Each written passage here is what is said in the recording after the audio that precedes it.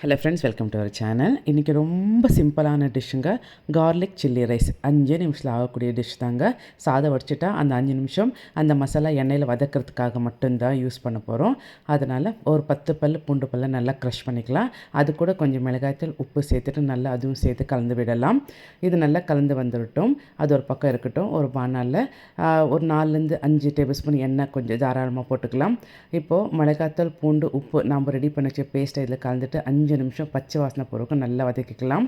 அது கூட வடித்து வச்ச சாத்தை சேர்த்து நல்லா கலந்து விட்டுக்கலாம். சுட சுட கார்லிக் சில்லி ரைஸ் ரெடி ஆகிடும்.